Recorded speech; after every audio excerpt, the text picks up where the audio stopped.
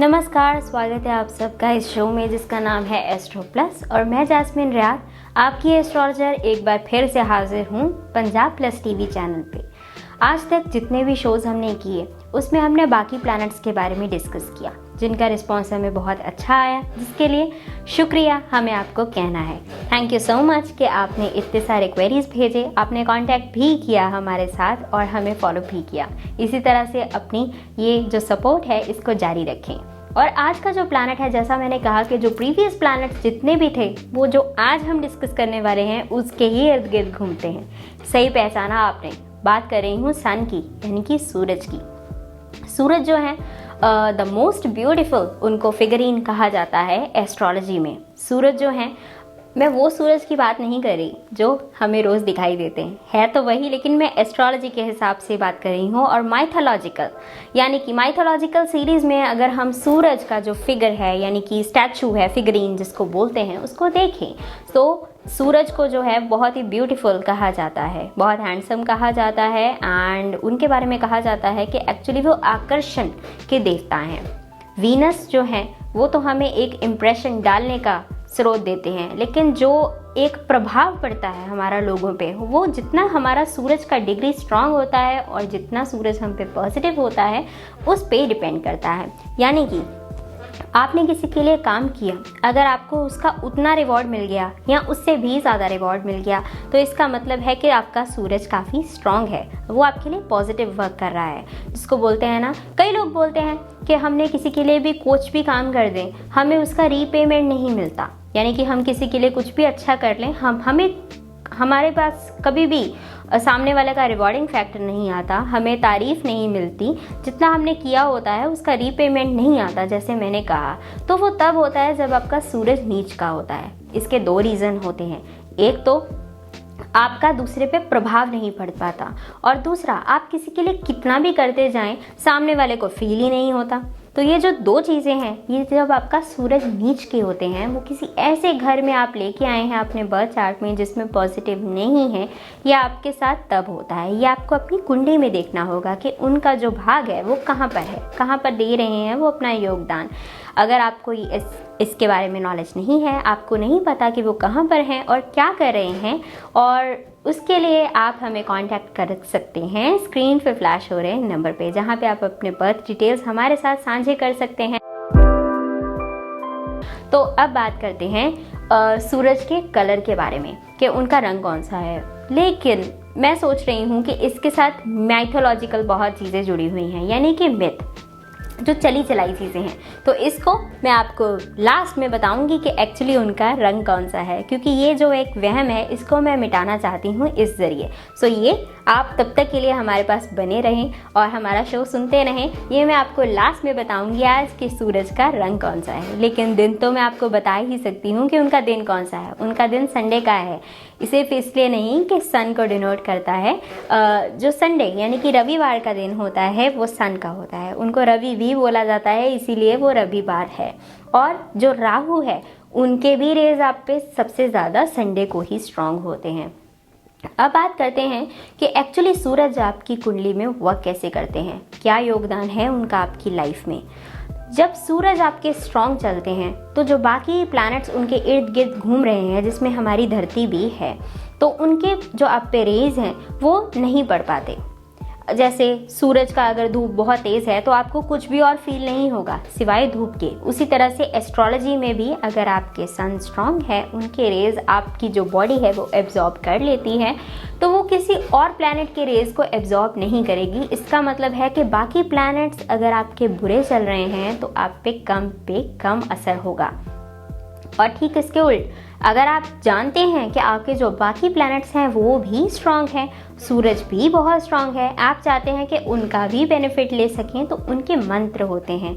आपकी कुंडली के हिसाब से हम आपको एस्ट्रोलॉजर बताते हैं कि कैसे सूरज और जो बाकी ग्रह हैं दोनों का जो बेनिफिट है, एडवांटेज है, वो लिया जा सके। उसके लिए आपको हमें कांटेक्ट करना होगा। अब बात सूरज की हम कर रहे थे कि कैसे वो स्ट्रांग होने पर किसी और प्लैनेट की आपके ऊपर चलने नहीं देते। तो ये चीज़ बहुत अच्छी भी है, लेकिन ये चीज़ वीक हो जाती है जब दिन ढल जाता है। दिन जो होता है वो सूरज का होता है एस्ट्रोलॉजी में भी, और जैसे ही दिन ढलता है तब आप पे रेज स्ट्रांग हो जाते हैं चंद्रमा के और किसके, जो शनिदेव हैं उनके, और राहु केतु के, सभी जितने भी बाकी प्लैनेट्स हैं वो एक्टिवेशन में आ जाते हैं, और सबसे ज़्यादा आ जाते हैं शनि और चंद्रमा, क्योंकि इन लोगों की रात होती है।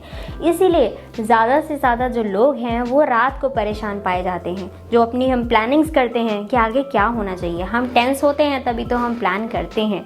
तो ये जो प्लानिंग है वो इसलिए होती है क्योंकि सूरज की जो रेज हैं उनका जो वैल्यू है वो घट जाता है, और उनका जो स्रोत हमें मिल रहा होता है दिन भर वो भी कम हो जाता है। तो पहले बात करते हैं कि कैसे पहचानें कि सूरज जो हैं वो आपके पॉजिटिव चल रहे हैं, अच्छे चल रहे हैं या नहीं। जो जनरल बातें होती हैं उनसे ही पता चल जाता है कि आपके प्लैनेट जो हैं वो पॉजिटिव है या नहीं। डीप तो हम एनालिसिस करते ही हैं आपकी कुंडली का, लेकिन वैसे मैं आपको बताती हूँ कैसे आप जज कर सकते हैं। कुछ लोग देखे हैं आपने जो सूरज की किरण से पहले ही उठ जाते हैं या फिर उसके साथ उठ जाते हैं बिना अलार्म के। अलार्म लगा के उठना और बात है, लेकिन बिना अलार्म के। इसमें भी दो तरह के लोग होते हैं। एक तो होते हैं जो उठ जाते हैं लेकिन अपना बिस्तर नहीं छोड़ते, वहीं पे वो अपना जो थिंकिंग मोड है उसको चालू कर देते हैं, सोचते रहते हैं, और ऐसे ही उनको 10-11 बज जाते हैं। लेकिन जो दूसरे लोग होते हैं जिनकी आंख खुलते ही वो फुदक के अपने बेड से उतर जाते हैं और बाकी कामों में लग जाते हैं, उनको नींद नहीं आती जैसे ही सूरज जो है वो उदय हो जाता है। ऐसे लोग जो होते हैं इनका सूरज बहुत हाई डिग्री में पॉजिटिव होता है। इसीलिए जो पुराना समय था उसमें कहा जाता था कि सूरज उदय से पहले उठना चाहिए, क्योंकि हम सोचते हैं कि सूरज को कैसे पॉजिटिव किया जाए। वो लोग भी जो सूरज है उसको अपनी एस्ट्रोलॉजी में पॉजिटिव करने का राह ढूंढते थे, तभी तो वो ऐसे करते थे। आज भी वो चीज़ एस्ट्रोलॉजी में वैलिड है। अगर आप सूर्योदय से पहले उठते हैं और उसके बाद आप अपना बिस्तर तुरंत छोड़कर अपने कामों में लग जाते हैं तो आपका सूरज जो है वो पॉजिटिव चलने लग जाता है। पहले पहले अगर आप ये ज़बरदस्ती कर रहे हैं तो आप सूरज को अलाइनमेंट में लेके आ रहे हैं कि वो कैसे पॉजिटिव हो जाए। लेकिन अगर ये आपकी कुंडली में नेचुरल है फिर तो आप बहुत लकी हैं, क्योंकि ये बहुत बेनिफिशियल होता है। अब बात कर लेते हैं कि सूरज को एक्चुअली अगर वो पॉजिटिव ना चल रहे हो तो पॉजिटिव कैसे किया जाए। बहुत कम लोग जानते हैं कि जो गायत्री मंत्र है वो सूरज को पॉजिटिव करने का ही मंत्र है। एक्चुअली जो गायत्री मंत्र है वो स्कूल्स कॉलेजेस में इसलिए सुबह सुबह आपको रिसाइट करवाया जाता है ताकि दिन भर आप में ऊर्जा रहे सूरज की। अब वो कैसे रहती है, जब आप गायत्री मंत्र पढ़ते हैं और जैसे ही आप सूरज में निकलते हैं तो जो सूरज की सिर्फ पॉजिटिव वाली जो रेज होती हैं वो आपकी बॉडी में एब्जॉर्ब हो जाती हैं। जैसे वो आपकी बॉडी में एब्जॉर्ब हो जाती हैं आप चार्ज हो जाते हैं। जैसे हम अपने इलेक्ट्रॉनिक्स को चार्ज करते हैं, हमारा मोबाइल हो गया, हमारा कंप्यूटर हो गया, सूरज जो है वो हमारा चार्जर होता है। उसके जो रेज हैं जैसे आप पे पड़ते हैं तो वो आपकी बॉडी में एब्जॉर्ब हो जाते हैं, वो आपको नेचुरल एनर्जाइज्ड रखते हैं। आपको जो एनर्जी ड्रिंक्स हैं और जो बाकी मेडिसिन्स हैं जिनसे आप एनर्जी लेते हैं तो उनकी ज़रूरत नहीं पड़ती, क्योंकि आप ऑलरेडी एनर्जाइज्ड रहते हैं। और अगर ऐसा नहीं है, अगर आपको लगता है दिन भर आप थके रहते हैं, आपकी बहुत टायर्डनेस है, तो आप ये चीज़ स्टार्ट करें। आप गायत्री मंत्र का रिसाइटेशन करें, आप उसके बाद सूरज को जल देते हुए इस चीज़ का रिसाइटेशन करें। उससे जो आपके सूरज हैं वो काफ़ी स्ट्रांग चलने लग जाएंगे। अगर उनका डिग्री कम भी है तब भी जो सूरज हैं वो एक बहुत स्ट्रांग प्लैनेट हैं, तो तब भी उनका आप पे जो एक पॉजिटिव इफेक्ट है वो काफ़ी काम करेगा, और ये सबसे फास्ट है। बाकी प्लैनेट्स जो हैं उनका तो आप रेमेडीज़ करते हैं, आपको थोड़ा टाइम लगता है ये जानने में कि कितना असर हुआ और कितना नहीं, लेकिन सूरज का आपको पहले दिन से ही असर दिखने लग जाता है। आप जैसे ही पानी देकर जाते हैं गायत्री मंत्र का रिसाइटेशन करके आपको फ़र्क लगने लग जाता है। आपको पहले दिन थोड़ा सा एनर्जाइज्ड फील होगा, सेकेंड डे और ज़्यादा एनर्जाइज्ड फील होगा, और ये एनर्जी लेवल हमेशा बढ़ता ही जाएगा। सो ये थी रेमेडी सूरज को पॉजिटिव करने की। और भी बहुत सारी रेमेडीज़ एस्ट्रोलॉजी में मौजूद हैं जो कि आपकी कुंडली के हिसाब से होती हैं। ये तो हमने जनरल रेमेडी बताई जो आप सभी जो दर्शक हैं वो अपनी ज़िंदगी में अपना सकते हैं। और भी बहुत सारी रेमेडीज़ होती हैं जो बहुत फास्ट वर्क करती हैं आपकी लाइफ में, लेकिन उसके लिए आपको हमारी मदद करनी होगी। स्क्रीन पे फ्लैश हो रहे नंबर पे आप कांटेक्ट करके अपने डिटेल्स दे सकते हैं और कंसल्टेशन ले सकते हैं मेरे से, जैस्मिन रियाद से। अब आगे बढ़ते हैं और जानकारी लेते हैं और ज़्यादा सूरज के बारे में। यंग कौन कौन नहीं रहना चाहता? यंग होने के लिए आजकल इतने सारे कॉस्मेटिक्स आ गए हैं। आजकल तो हम 30-35 से ही ये सब कुछ स्टार्ट कर देते हैं, लेकिन एस्ट्रोलॉजी में भी कुछ ऐसे प्लैनेट्स हैं। खैर, बाकी सारे प्लैनेट्स की तो जैसे जैसे बारी आएगी तब हम डिस्कस कर ही लेंगे, और कुछ हमने डिस्कस कर भी दिए हैं जो हमारे रेगुलर व्यूवर्स हैं उनको तो मालूम ही होगा। अब बात करते हैं सूरज के बारे में। सूरज आपकी जो एज है उसको बहुत कंट्रोल करते हैं, लेकिन ब्यूटी फैक्टर उनके जो सफ़ेयर में है वो नहीं आता, वो वीनस और मून देखते हैं। सूरज आपका एज कैसे कंट्रोल करते हैं? सबसे पहले जो सूरज है वो आपके जो बाल हैं उनको सफ़ेद जल्दी नहीं होने देते। अगर आपके सूरज जो है वो स्ट्रॉन्ग चल रहे हैं तो आपके जो बाल हैं वो जल्दी सफ़ेद नहीं होते। हेयर फॉल को भी कंट्रोल करते हैं सूरज। और आपकी जो आई साइट है यानी कि आँखें हैं, अगर जो लेफ्ट आई है राइट आई है, दोनों अलग अलग प्लैनेट्स नोट करते हैं। जो एक आई आपका है वो सूरज जो है वो उनके इख्तियार में आती है। जैसे ही आपका आई साइट अगर ऐसा हो गया है कि आपका एक आंख का जो बैरियर है वो बहुत ज़्यादा लो हो गया है एंड जो सेकंड वाली आई है उसका ठीक है, तो समझ जाएं आपका जो सूरज है वो ख़राब चल रहे हैं, स्पेशली लेफ्ट आई, उसमें जो आई साइट है। अब इससे होता क्या है, जैसे ही आपको चश्मा लग जाता है आपका एज दिखने लग जाता है। ना चाहते हुए भी हमारी जो ब्यूटी है वो थोड़ी सी कम हो जाती है। रियलिटी है ना, जितना अच्छा आप बिना चश्मे के दिखते हैं, आपका स्किन, आपका फीचर्स कितना भी अच्छा हो, चश्मे के पीछे जब आंखें लुक जाती हैं तो वो एक एज फैक्टर नज़र आने लग जाता है, और ये हमेशा बढ़ता ही जाता है। एक बारी आपकी नज़र कमज़ोर हो गई, अगर आप अच्छे से खाना पीना नहीं है आपका, तो ये हमेशा इंक्रीज़ ही होती जाएगी। लेकिन आई साइट हमेशा तब वीक होती है जब आपके सूरज अच्छे नहीं चल रहे होते। और दूसरी बात जो हमने हेयर्स की बात की, जो अगर आपको कलरिंग जल्दी शुरू करनी पड़ी और अगर आपके बाल जड़ से टूटने लगे, तो ये चीज़ जो है ये सूरज के इख्तियार में आती है, और इसका मतलब है आपके जो सूरज हैं वो पॉजिटिव नहीं चल रहे। सूरज के बारे में और भी बहुत सारी इंटरेस्टिंग बातें हैं, लेकिन वक्त जो है वो तो चलता ही जाता है, तो हम बड़े संक्षेप में आपके लिए लेके आते हैं बहुत ही बेनिफिशियल नॉलेज। अब बात करते हैं कि सूरज जो है इनका सबसे नेगेटिव इफ़ेक्ट क्या होता है। सबसे नेगेटिव इफ़ेक्ट सूरज का ये होता है कि जब भी सूरज आप पे अगर बहुत नेगेटिव चलते हैं तो आपको डीफेम मिलता है। वीनस बुरा चले यानी कि शुक्र, तब भी सेम होता है, लेकिन जब सन आपका बुरा चलते हैं तो आप फंस जाते हैं।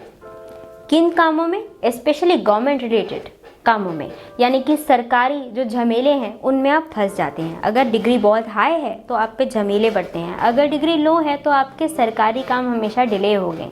इवन अगर आप किसी सरकारी काम के लिए गए हैं, आप लाइन में लगेंगे और आपकी जो बारी है वो आखिर में आ गई, या फिर आप पहले लगे थे लेकिन काम डिले हो गया, लंच ब्रेक हो गया, एटसेट्रा एटसेट्रा, जो विघ्न पड़ते हैं, तो आपके सूरज अगर पॉजिटिव नहीं चल रहे हैं उनकी वजह से ये वाले जो विघ्न हैं वो पड़ते हैं। और ठीक उसके उल्ट अगर आपका सूरज पॉजिटिव है तो जो सरकारी लोग हैं वो आपके लिए बहुत हेल्पफुल सिद्ध होते हैं। सरकारी सेक्टर, सरकारी कर्मचारी, ये सारे गवर्नमेंट वाले जो एक जोन आता है, तो ये सारी चीज़ें थी सूरज के बारे में। अब बात करते हैं मिथ के बारे में, यानी कि जो सुनी सुनाई चीज़ें आ रही हैं और हम उन पे ऐसे ही बिलीव करते आ रहे हैं। सूरज के बारे में सबसे बड़ा मिथ मैंने ये देखा कि जब भी मैंने किसी का भी कुंडली का एनालिसिस किया तो हमारे पास लोगों ने आके बोला, जब हमने उनसे पूछा कि सूरज का रंग कौन सा होता है, किसी ने बोला वाइट, किसी ने बोला रेड, किसी ने बोला येलो, सारे ही गलत हैं। सूरज का रंग इनका मिक्सचर होता है, यानी कि जो ऑरेंज और रेड का बीच वाला कलर आता है, जो सेफ्रॉनियन कलर होता है, वो सूरज का कलर होता है। जी हाँ, और रेड जो कलर है वो मंगल का कलर है, येलो कलर जुपिटर का कलर है, वाइट कलर मून को डिनोट करता है, और बड़ी इंटरेस्टिंग एक बात है, जो मून का रिफ्लेक्शन होता है, जो रिफ्लेक्टेड जो एक कॉन्सेप्ट बनता है, उसमें केसरिया रंग को सबसे ज़्यादा पाया जाता है। सो एक्चुअली रिफ्लेक्ट होती है सूरज की रेज उससे।